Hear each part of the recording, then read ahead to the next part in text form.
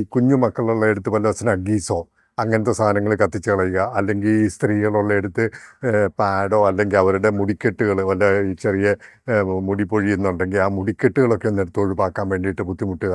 അത് ഒന്ന് കത്തി തീർന്നവരെ അവർ കാത്തു നിൽക്കുക. അത് പ്രത്യേകിച്ച് മഴക്കാലത്തൊക്കെ ആകുമ്പോൾ അത് വലിയ ബുദ്ധിമുട്ടാണ്. കവേഡായിട്ടുള്ള ഒരു ഡ്രം പോലെ കവേഡായിട്ടുള്ള ഒരു സാധനത്തിൽ കത്തിച്ച് കഴിഞ്ഞാൽ ഓട്ടോമാറ്റിക്കായിട്ട് മുകളിലേക്ക് ആ നീരാവി പോകുമ്പോൾ അടിയിൽ നിന്ന് എയർ സക്ക് ചെയ്യും.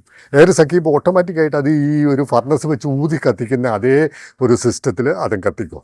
അപ്പോൾ അതിന് വേണ്ടിയിട്ടാണ് ശരിക്കും പറഞ്ഞു കഴിഞ്ഞാൽ ഇങ്ങനെ ജസ്റ്റ് അടിയിലൊരു മെഷ് വെച്ചു, ആ മെഷിൻ്റെ മുകളിലേക്ക് ഒരു മെഷ് വളച്ചു വെച്ചു, അതിനെ കവേഡായിട്ട് ഒരു ഡ്രം പോലെ പ്ലെയിൻ ഷീറ്റ് വളച്ചു വെച്ചു. ഇത്രേ ഉള്ളൂ. ഇതാണ് സിമ്പിളസ്റ്റ് വെർഷൻ.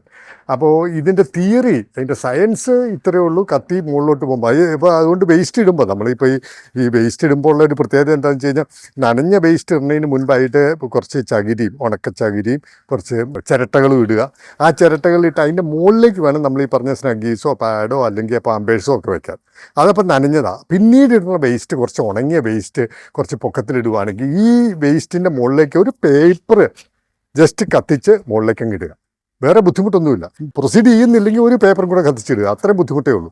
അപ്പോൾ ഈ കത്തി അങ്ങ് തുടങ്ങുമ്പോൾ തന്നെ അടിയിൽ നിന്ന് എയർ സക്ക് ചെയ്യാൻ തുടങ്ങും, ഈ കത്തൽ പിന്നെ താഴോട്ട് ഇറങ്ങാൻ തുടങ്ങും. അപ്പോൾ സാവധാനം ആ വാട്ടർ സോക്ഡ് ആയിട്ടുള്ള സ്നഗ്ഗീസും കാര്യങ്ങളും ഒക്കെ പയ്യെ ഉണങ്ങി കത്താൻ തുടങ്ങും. അതിനി മിച്ചമായിട്ടിങ്ങനെ ക്ലംപ് ചെയ്ത് കിടപ്പുണ്ടെങ്കിൽ നമുക്കത് അന്നേരം കുറച്ചുകൂടെ വേസ്റ്റ്, ഉണക്ക വേസ്റ്റ് ഇടുക, കത്തിക്കുക, അത്രേ ഉള്ളൂ. അപ്പോൾ കത്തിക്കാനും എളുപ്പമുണ്ട്. ഇനി അഥവാ മിച്ചം കിടപ്പുണ്ടെങ്കിൽ തന്നെ അതിനകത്തേക്ക് വീണ്ടും വേസ്റ്റ് കൊണ്ട് കത്തിക്കുക എന്നുള്ള ഒരൊറ്റ സിസ്റ്റം ഉള്ളൂ. ഒരു ഫ്യൂവൽ വേണ്ട, വേറെ ഒരു എക്സ്പെൻസീവ് ആയിട്ടുള്ള ഇതൊന്നുമില്ല. ഞാൻ ആകെപ്പാടെ ഈ സാധനം എല്ലാം കൂടെ വളച്ച് കൂട്ടി ഉണ്ടാക്കിയപ്പോൾ ഈ ചിലവായത്, അതായത് സാധനങ്ങളുടെ വില മാത്രം 1000-800 രൂപയായി. പിന്നെ ഇത് ചെയ്യുന്ന കുറച്ച് ഒരു ഫാമിലി ഉണ്ട്, ഒരു പുവർ ഫാമിലി, അവരുടെ മക്കളെല്ലാം കൂടെ ചെയ്യുന്നുണ്ട്. അവർക്ക് ഒരു പീസിന് ഞാൻ 200 രൂപ വെച്ച് കൊടുക്കും. അങ്ങനെ 1000 രൂപയ്ക്കാണ് ഈ സാധനം വീടുകളിൽ കൊണ്ടുപോയി കൊടുത്ത് ഡെമോൺസ്ട്രേറ്റ് ചെയ്ത് കാണിക്കും. അപ്പോൾ നമ്മുടെ ഒരു സർവീസ് എന്ന് പറഞ്ഞു കഴിഞ്ഞാൽ ഈ എക്സ്ട്രാ എക്സ്പെൻസ് വരുന്നതൊക്കെ നമ്മൾ ഒരു സമൂഹത്തിന് വേണ്ടിയിട്ടുള്ള സർവീസായിട്ട്, ഒരു പ്രോഡക്റ്റ് സെല്ല് ചെയ്യണേക്കാളും ഉപരിയായിട്ട് എൻ്റെ മെയിനായിട്ടുള്ള ഉദ്ദേശം ഒരു ഐഡിയ സ്പ്രെഡ് ചെയ്യുക. അപ്പോൾ ഇപ്പം ഞാൻ ഉണ്ടാക്കിയ ഇത് നന്നായിട്ട് ലെയ്ത്ത് വർക്ക് അറിയാവുന്ന ഒരാളെ സംബന്ധിച്ച് അവർ വളരെ സിംപ്ലിഫൈഡ് വേർഷൻ ഉണ്ടാക്കാൻ പറ്റും.